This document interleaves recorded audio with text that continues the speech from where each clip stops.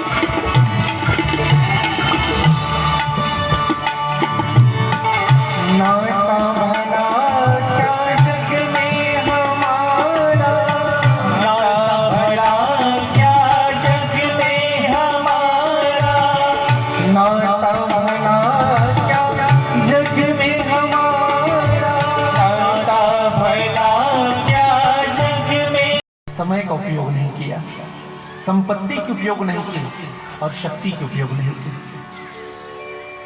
तो भैया जो समय का, संपत्ति का और शक्ति का उपयोग नहीं करे वही तो राक्षस है। कहाँ ढूंढने जाओगे हिरण्याकश्यप? समय मिल गया है लेकिन फिर भी घर में बैठ करके बिता देंगे, गोविंद के चरणों में नहीं आएंगे। जीवन में कृपा कब होती है? जब हमारे जीवन में शरणागति का भाव उपजता है, जब हम भगवान की शरणागति हो जाते हैं भैया। ऐसा ही नहीं कि हमने एक बार विचार किया कि भगवान मिल जाए तो भगवान मिल जाए, नहीं, निरंतर आप भी विचार करिएगा। किसी अधिकारी के पास जब सब काम करने जाओ ना तो बार बार मुंह दिखाना पड़ता है, बार बार चक्कर काटने पड़ते हैं, तब कहीं जा करके साइन होता है। तो फिर कैसे विचार कर लेंगे कि एक बार भगवान के सन्मुख बैठे मन बदल जाए और हमारा जीवन का कल्याण।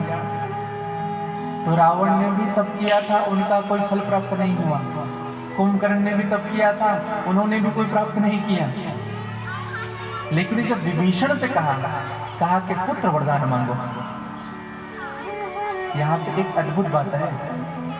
रावण से ब्रह्मा जी ने और शिव जी ने ये नहीं कहा कि पुत्र वरदान मांगो, कहा कि रावण वरदान मांगो, कुंभकर्ण वरदान मांगो। रावण ने टेढ़ी नजर से देखा ब्रह्मा जी को, अच्छा खूब प्रेम उपज रहा है इनके लिए, पुत्र वरदान मांगो। कहा बोले भगवान का प्यारा है और जिनका प्यारा भगवान होता है ना वह मुझे भी प्यारा होता है।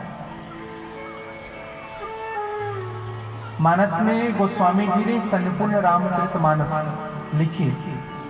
भगवान शिव जी प्रकट हुए अंत में और शिव जी ने कहा कि मांगो क्या चाहते हो? तुलसीदास मांगो। तुलसीदास जी ने कहा बोले प्रभु एक ही वरदान दे दो, मेरा संबंध उन्हीं से हो जिनका संबंध मेरे राम से है। मुझे ऐसे लोगों से मत मिलाना प्रभु जो मेरे राम जी को प्रिय नहीं थे। नाता नाते राम की सहज स्नेह सने, तुलसी मांगत जोड़ कर जन्म जन्म से के प्रति समर्पण देखा जाता है और उन्हीं को देख करके हमारा भी जीवन बदल जाता है। कभी पड़ोसी अच्छे मिल जाए ना तो पूरा कॉलोनी धार्मिक हो जाता है। कोई एक मिल जाए बस, एक नापि सुविच्छेण पुष्पितेन सुगंधिता वासतम तद्वानाम सर्वे सुपुत्रेण कुलम यथा। जिस प्रकार से एक ही चंदन का पुष्प पूरे वन को सुगंधित कर देता है, उसी प्रकार से कोई एक भी संत हमारे संपर्क में है, ये बात निश्चित मानिएगा कि उनका प्रभाव आपके घर को पड़ेगा ही पड़ेगा। इसलिए सच्चे संत का सानिध्य अवश्य लेना मेरे भाई, संतों का सानिध्य। सुखदेव जी महाराज की कथा कहते हुए सूत जी महाराज ने कहा कि ऋषियों, कल हमने 6 प्रश्न सुने भागवत के। इन्हीं 6 प्रश्नों पर संपूर्ण भागवत आधारित है।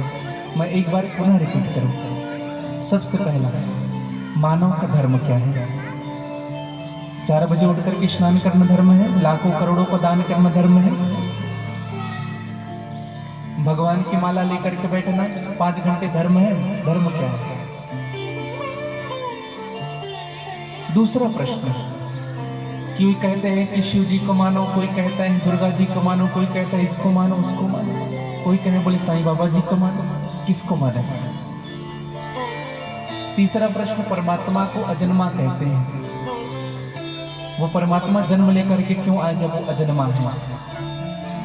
देवकी के पुत्र क्यों बने? कौशल्या के पुत्र क्यों बने? चौथा प्रश्न, भगवान के अवतार कितने हैं? 24 कि 10 अवतार है? मेरा है, यही माया है। इसको ऐसे समझिएगा जैसे श्रीफल होता है, नारियल है ना। नारियल में 3 वस्तुएं होती हैं। ऊपर छिलका होता है, अंदर कठोर उनकी खोटली होती है, आवरण, कठोर आवरण, उनके अंदर फल होता है। क्या होता है? छिलका है ना, उन्हीं को मन कहते हैं। जो कठोर आवरण है वही माया है, और अंदर के जो फल है वही जीव है। छिलका को हटाओगे ना, अर्थात मन को हटाओगे तो क्या आएगा? उनकी खोटली आ जाएगी। इतने कठोर रहते हैं, लेकिन यह जीव अंदर रहता है, यही जीव ही फल है। और हमें रहना कैसे है? नारियल भी 2 प्रकार के होते हैं, एक सूखा, दूसरा गीला। एक गीला नारियल उस खोटली को पकड़ करके रखता है, और सूखा नारियल रहता तो अंदर ही है, माया के अंदर, अर्थात उस खोटली के अंदर ही रहता है, कठोर आवरण के अंदर, लेकिन स्वयं को अलग करके रखता है। एक और निवेदन करूं, जीव जो है, कभी कभी जब हम उस तोड़ते हैं ना, उस नारियल के खोटली को जब तोड़ते हैं तो उनके साथ वो फल भी टूट जाता है। विचार करिएगा, यह जीव कभी कभी माया के टूटते ही स्वयं टूट जाता है। पिताजी गुजर गए, चले गए फ्रस्ट्रेशन में, थोड़ी सी समस्या आ गई, फाइनेंशियली थोड़ी सी दिक्कत हो रही है, बिजनेस शेयर बाजार डाउन हो गया, चले गए फ्रस्ट्रेशन में। खूब पकड़, इतना हावी कर लिए हैं माया को अपने जीवन में कि थोड़ी सी भी अगर इधर उधर की बात हो रही है, समस्याएं हो रही है, तो आंख के नीचे कालापन, अकेले बैठेंगे, किसी से बात नहीं करेंगे। इतना माया घेर लेता है व्यक्ति को। और एक निवेदन करूं भैया, ये माया घेरता नहीं, हम स्वयं पकड़ करके रखते हैं। इसलिए बनना कैसे है? सूखे नारियल की तरह माया के बीच में ही रहिए, लेकिन स्वयं को माया से अलग करके रखिएगा। यही जीवन की भाव है। सुखदेव जी ने कहा, बोले मैया भगवान की माया मुझे घेर लेगी। अति विचित्र रघुपति कर माया, अति विचित्र है। राधा जी ने कहा कि सुखदेव ये चिंता तुम मत करो, माया उनको घेरती है जो भगवान को भजते नहीं है, और सुखदेव तुम भगवान को भजने वाले हो। माया को सब कोई भजे, माधव भजे न को, जो कदापि माधव भजे तो माया चेरी हो।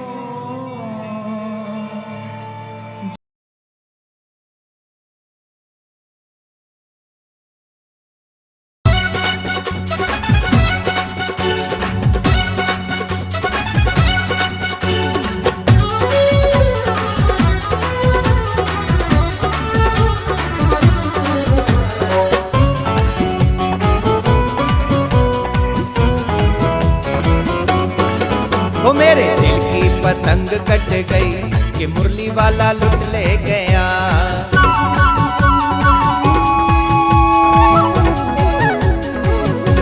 कि मुरली वाला लुट ले गया, कि मुरली वाला लुट ले गया, कि मुरली वाला लुट ले गया, कि मुरली वाला लुट ले गया। मेरे दिल की पतंग कट गई कि मुरली वाला लुट ले गया।